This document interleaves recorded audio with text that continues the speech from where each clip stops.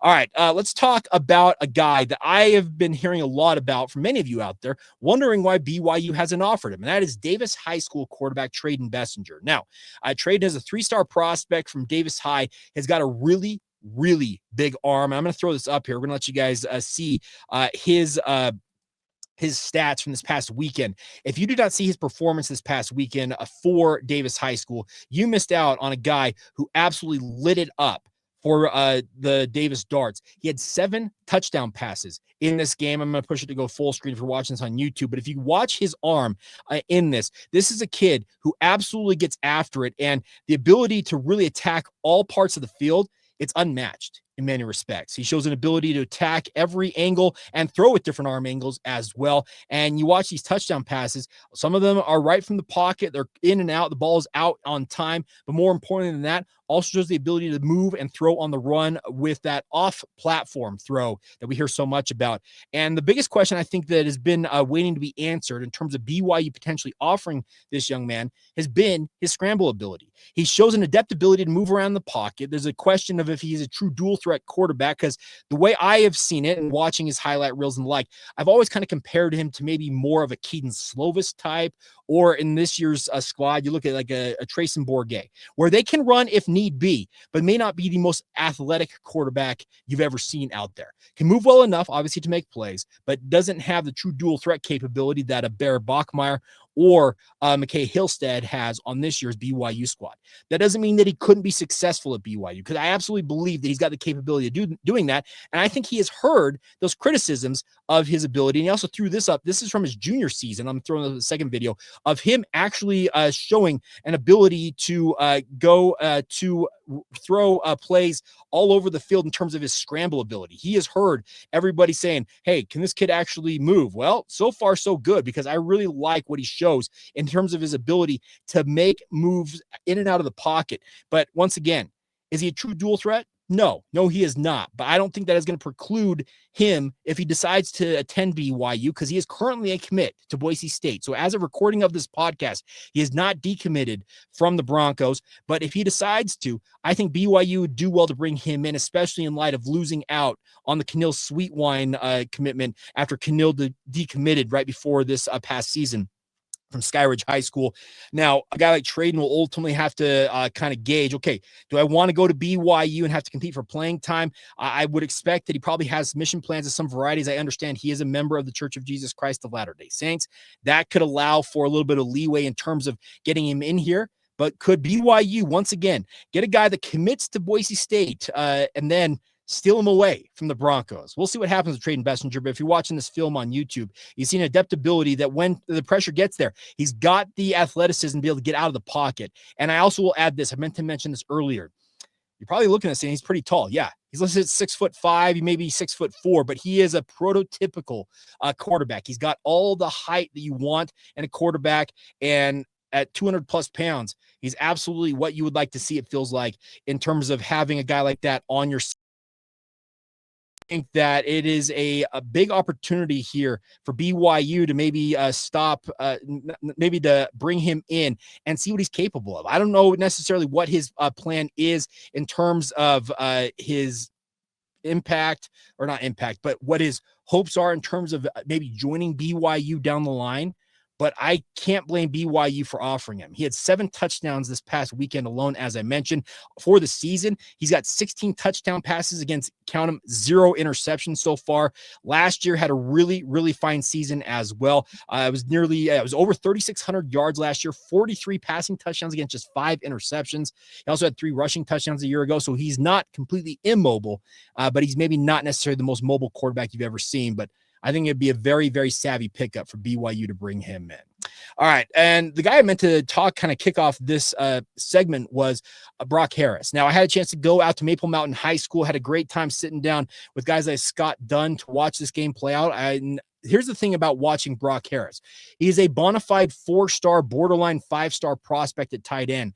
And watching him in person is absolutely a completely different experience than watching him on film. And watching him on film playing for Pineview, he is a super athletic young man at 6'5", 6'6" at tight end. But watching him in person, he's absolutely smooth. This is a guy, and I'll tell this story once again. There was a person in the BYU football program going back over a year ago. So go back to the summer of 2024. So before last season, Brock Harris he was at BYU summer camp, and a person at BYU who's still at BYU today told me that they believed if Brock were to line up and suit up for BYU that season, speaking of 2024, they believed he'd be BYU starting tight end. And mind you, he was a 17-year-old junior at the time.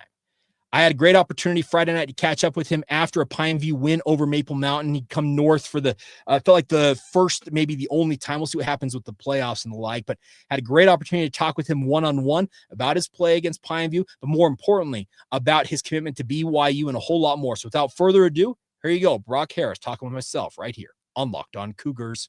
You committed to BYU. What's it feel like to know that, hey, you know where you're going, but you can settle in and just play your senior year of football here? Yeah, I always say it's a weight lifted off my shoulders for sure. Can just play. Don't need to go to recruitment trips on the weekends and then get back home all tired on Mondays, so it's nice. How arduous was that process? Yeah, it was a long process, kind of stressful for sure, but it was fun going all these places, cool places, and being with my family at those places, but it was fun, but I'm glad it's over for sure. What ultimately sold you on BYU? There's a ton of reasons. I mean, my faith is a big part of it, but I've been going to their camps for years, since 8th grade in the summer, and just super comfortable with everybody on that staff. I know all of them like really, really well now. And just I know I'd be comfortable there and happy, so yeah. What's the relationship with a guy like Kalani Sitake right now for you? Yeah, it's really good. We talk a lot. He's a great guy. Family loves him. But yeah, who doesn't love him? Well, that's a good point. And in terms of BYU, because I know your dad went to BYU and everything, how much did it mean to you to carry on a family legacy in pro ball? Yeah, it's pretty cool. I mean, he played baseball there, and yeah, it's really cool. He knows the place really well. When we go there, every time he tells me like a story or whatever around the campus, and it's cool. In terms of your play, what have you worked on the most going into the senior year? The biggest thing for me has been my yards after the catch. And I don't think I've been that great past couple years, so I've been trying to work on that. And yeah. Well, you did that very first play of the season. You go right down the sideline. That's a pretty nice yak pick up there. Yeah. What's it feel like now that you're getting double and triple teamed? Is that just another thing you've adapted to in your life? Yeah, I mean, it's been happening since sophomore year. We work around it, get me in different formations and all that to get me open, and I think we're doing great. So, what do you look forward to most when you finally get to BYU? Because I know you have plans to go on a mission first. Is that correct? What's the mission plan first, I guess? So I'm doing the same thing as Ryder. Okay. I'm doing the shorter mission. Okay. And then I'll be back there for camp, and then So 2027 is when you're 2027 I'll be there. Okay. And then in terms of like when you get there, what's your ultimate goal? What do you want to do? I want to start as a freshman. Okay. That's a big thing for me. Talking with Coach Gilbride, he's like, you keep it up, and you'll definitely have a shot doing that. So, yeah. I know you've got a really good relationship with Ryder. Is it better now than it ever has been before? Like, what's it been like? Oh, yeah, for sure. We both make group chats of kids we want to recruit, and we tell them, we want you here, home is BYU and all that stuff. Yeah. But it's good. We talk a lot, and he's cool. Did you watch him on TV last week? I saw some clips, but yeah, he balled out. Well, are you excited? Because you played with him at 7-on-7 and the like, correct? You've experienced him in person and played with him already. I have not played with him. You have not. Okay. No, but what do you make of his game? I mean, when he obviously has a gun, but like if he has any pressure, he can get around it and then just make plays. That's a huge part of his game. He can just make plays all the time. So you guys are creating your own little recruiting service then with you two working on it. And are you also building relationships with the other guys in the class, guys like Bot Mulatalo and the like as well? Oh yeah, for sure. Our official visit, there was a ton of kids there, and we all bonded so well. It was like we've known each other forever, and it was super fun. So. What do you want to accomplish this year in your senior year? What do you have left to accomplish at the high school level? We've struggled past couple of years, so I think at least win a region championship. That would be huge for us. So if we just keep this up, I think we can do that for sure. And then I guess last thing for me is, as you look forward here, when you get to BYU, what do you want people to know about you that may not know already? Does that make sense? Like my game-wise? Yeah, or game, whatever you think Cougar fans may need to know about you. Yeah. I think a lot of people know me for like catching, receiving, all that stuff, running routes, but I wouldn't look past my blocking game. I take pride in that.